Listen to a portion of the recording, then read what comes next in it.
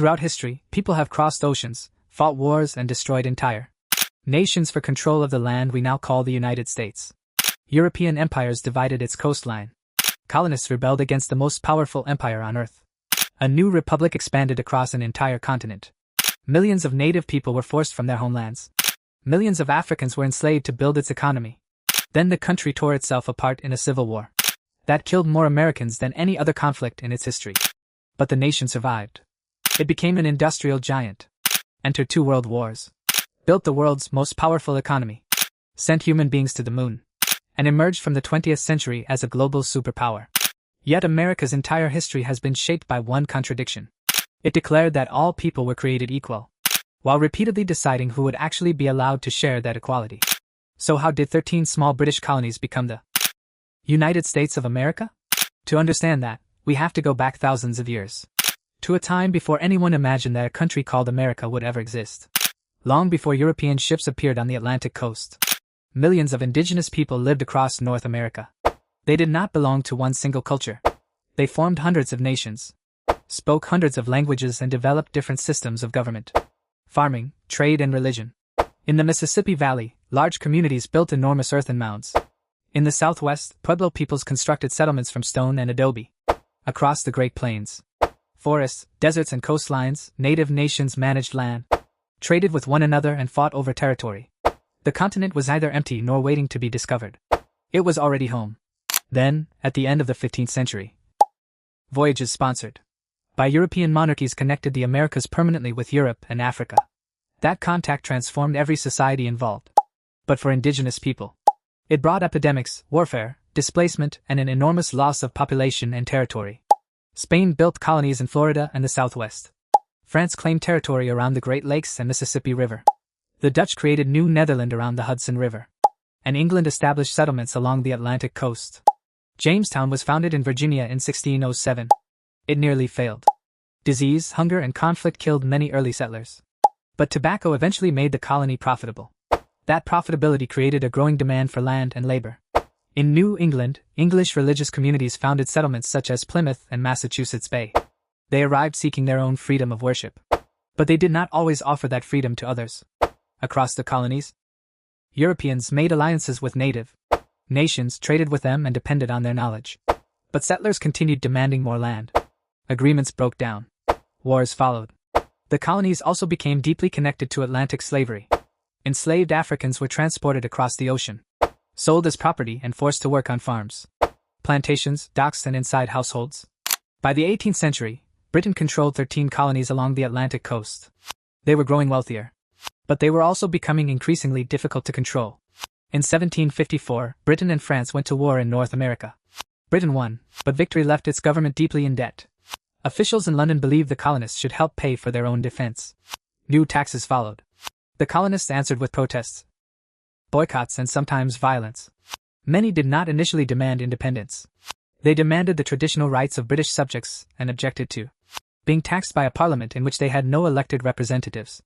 But each confrontation pushed the colonies further away from Britain. Fighting began at Lexington and Concord in 1775. 1 year later, the Declaration of Independence announced that the colonies were free and independent states. It proclaimed natural rights and human equality. Yet many of the men supporting those words enslaved other human beings. While women, native people, and most people without property remained excluded from political power. The war continued for years. George Washington's army suffered hunger, desertion, and repeated defeat. But the rebellion survived. France entered the war against Britain and provided money, troops, and ships. In 1781, British forces surrendered at Yorktown. 2 years later, Britain formally recognized the independence of the United States. Winning independence was easier than building a functioning country. The first national government was deliberately weak. It could not reliably collect taxes, regulate trade, or force the states to cooperate. In 1787, delegates met in Philadelphia and created a new constitution. It divided power among a president, Congress, and the courts. It also divided authority between the federal government and the states. Supporters claimed the new system would prevent tyranny. Critics feared that it might create a powerful central government resembling the one they had just overthrown. To secure ratification, supporters promised amendments protecting individual liberties. The first 10 became the Bill of Rights. But major compromises protected slavery and gave slaveholding states greater political power. The Constitution created a republic. But not yet a democracy open equally to everyone.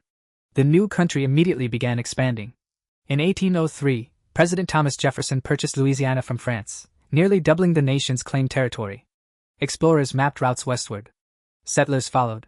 The United States fought Britain again in the War of 1812 and survived, strengthening the belief that the republic was permanent. But expansion came at an enormous cost. American settlers wanted indigenous land. The government used warfare, pressure, and treaties, many of which were later violated, to take it. In 1830, the Indian Removal Act opened the way for native nations in the Southeast to be expelled west of the Mississippi. Thousands of Cherokee people were forced along the route remembered as the Trail of Tears. Many died. The United States then annexed Texas and fought a war with Mexico. Victory brought the country an enormous western territory extending to California and the Pacific coast. Supporters called continental expansion manifest destiny. They claimed it was America's natural, or even divine mission to spread westward. But every new territory reopened the same explosive question. Would slavery expand with the country? Slavery had become central to the American economy. Enslaved people produced cotton that supplied textile factories in the United States and Europe. Families were separated through sale. Resistance was punished with violence. At the same time, abolitionists demanded that slavery end. Some opposed it for moral or religious reasons. Others escaped slavery themselves and publicly described its brutality. Political compromises delayed the crisis, but they could not solve it.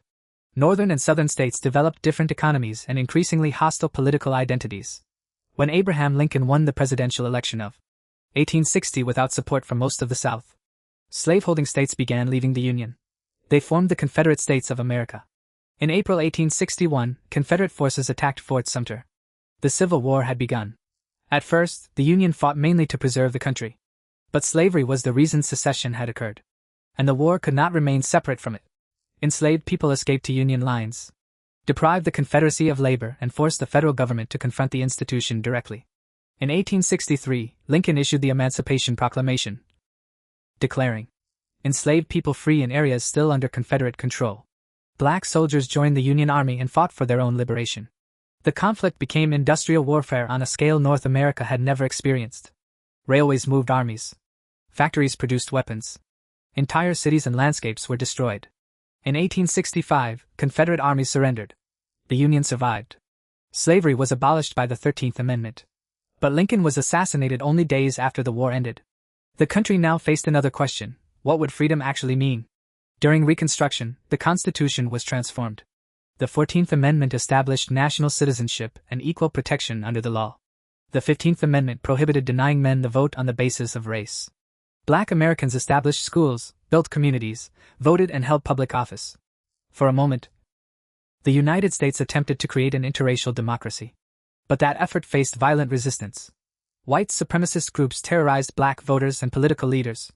As federal protection weakened, Southern governments created Jim Crow laws enforcing racial segregation and political exclusion. Black Americans were denied voting rights through violence, poll taxes, literacy tests, and other restrictions. Freedom had been written into the Constitution, but it was not being equally enforced. Meanwhile, westward settlement continued. The federal government confined native nations to reservations, broke treaty promises, and attempted to destroy indigenous cultures through forced assimilation and boarding schools. Reconstruction fundamentally changed American citizenship, but many of its democratic gains were violently reversed. After the Civil War, the United States transformed at extraordinary speed. Railroads connected the continent. Steel mills, mines, oil fields, and factories expanded. Cities grew upward and outward. Millions of immigrants arrived from Europe, Asia, Latin America, and elsewhere, looking for work, land, or safety. Their labor helped build the industrial economy. But growth produced extreme inequality. Factory workers endured long hours, low pay, and dangerous conditions. Children worked in mines and mills. Industrialists accumulated fortunes large enough to influence politics. Workers responded by forming unions and organizing strikes. The government often sided with business owners. By the end of the 19th century, the United States was no longer simply a continental republic. It was becoming an overseas power. After defeating Spain in 1898, it gained control of Puerto Rico, Guam, and the Philippines, and increased its influence over Cuba. Hawaii was annexed. A country born from rebellion against an empire had begun building an empire of its own. The abuses of industrial society inspired the progressive movement. Reformers fought corruption, improved public health, restricted child labor and attempted to regulate powerful corporations. Women organized for political rights. In 1920, the 19th Amendment prohibited denying the vote on the basis of sex. Although discrimination continued to prevent many women of color from voting freely. The United States entered the First World War in 1917. American troops helped tip the balance against Germany. But the country quickly withdrew from many international commitments after the war. The 1920s brought automobiles, radios, consumer credit, and mass entertainment. The Harlem Renaissance transformed American literature, music, and culture. But the period also brought racial violence, immigration restrictions, and a revived Ku Klux Klan. The economy appeared unstoppable. Then, in 1929, the stock market collapsed. The Great Depression destroyed banks, businesses, and jobs. Families lost homes. Farmers were devastated by falling prices and severe drought. President Franklin Roosevelt responded with the New Deal, a collection of programs intended to provide relief, reform the financial system, and revive the economy. The federal government became much more involved in everyday American life. But it was the Second World War that finally ended mass unemployment. After Japan attacked Pearl Harbor in December 1941, the United States entered the conflict. American factories produced ships, aircraft, tanks, and weapons on an enormous scale. Women and racial minorities entered industries that had previously excluded them. But the government also forcibly removed and incarcerated Japanese Americans, denying their civil liberties because of ancestry. American forces fought in Europe, Africa, and the Pacific. In 1945, Nazi Germany surrendered. The United States then dropped atomic bombs on Hiroshima and Nagasaki. Japan surrendered soon afterward. The war was over. Europe and Asia had been devastated. But the United States emerged wealthier, militarily stronger, and capable of shaping the new world order. The wartime alliance with the Soviet Union quickly collapsed. The United States and Soviet Union competed through nuclear weapons, propaganda, espionage, technology, and proxy wars. The United States helped rebuild Western Europe and created military alliances such as NATO. It fought in Korea and later became deeply involved in Vietnam. Fear of communism also produced suspicion and political repression at home. At the same time, post-war prosperity expanded the American middle class. Suburbs grew. Cars and televisions transformed daily life. But prosperity and freedom remained unequally distributed. Black Americans organized against segregation through court cases, boycotts, sit-ins, marches, and voter registration campaigns. They faced arrests, bombings, and murder. Leaders such as Martin Luther King Jr. became internationally recognized. But the movement was much larger than any one individual. The Civil Rights Act of 1964 prohibited major forms of segregation and discrimination. The Voting Rights Act of 1965 strengthened federal protection of voting rights. Other movements demanded rights for women, Latinos, Native Americans, disabled people, and gay Americans. Meanwhile, the space race provided one of the Cold War's most dramatic moments. In 1969, Apollo 11 carried the first human beings to walk on the moon.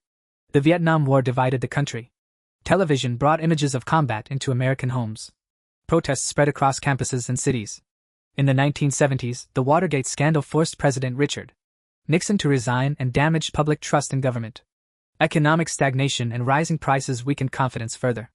In the 1980s, Ronald Reagan promoted tax reductions, deregulation, and a more aggressive approach toward the Soviet Union. The economy changed. Manufacturing declined in many older industrial cities while finance, services, and technology grew. Immigration transformed the population. Then, between 1989 and 1991, communist governments collapsed. Across Eastern Europe and the Soviet Union itself disappeared. The United States entered the 1990s as the world's dominant military power. Computers, the internet, and globalization created new industries and new wealth. For a moment, some Americans believed the country had entered an era of unmatched security. That confidence ended on September 11, 2001. 19 Al-Qaeda terrorists hijacked 4 passenger aircraft. 2 struck the World Trade Center. 1 hit the Pentagon. A 4th crashed in Pennsylvania after passengers and crew resisted. Nearly 3,000 people were killed. The United States invaded Afghanistan and later Iraq. The wars lasted for years, cost enormous sums, and reshaped American foreign policy. At home, expanded security powers created new debates over surveillance, immigration, and civil liberties. Then the financial crisis of 2008 caused the worst economic downturn since the Great Depression. That same year, Barack Obama became the country's first black president. But his election did not end America's political or racial conflicts. The following decade brought growing polarization. Social media-driven politics, Donald Trump's rise, disputes over immigration, and renewed protests against racial injustice. In 2020, the COVID-19 pandemic killed large numbers of Americans, disrupted work and education, and intensified political division. The country entered the 2020s powerful but deeply divided. Over elections, inequality, race, abortion, immigration, guns, government, power, and even the meaning of American democracy itself. Today, the United States stretches from the Atlantic to the Pacific and beyond. It possesses enormous military, economic, scientific, and cultural influence. Its movies, music, companies, technology, and political decisions affect people across the world. But beneath the image of one nation lie many different American histories. The history of native nations that existed before it. The history of enslaved people who built wealth they were not allowed to own. The history of immigrants who repeatedly transformed the country. The history of workers who demanded protection. The history of citizens who expanded rights that the founders had left incomplete. And the history of a government that has defended liberty in some moments, while denying it in others. The United States was built around an extraordinary promise. That government should derive its power from the people. And that human beings possess rights no ruler should be allowed to take away. But American history is not the story of that promise being fulfilled once in 1776. It is the story of generation after generation fighting over who the promise includes. And that struggle, between the country America claims to be and the country it has actually been, is the story of the United States.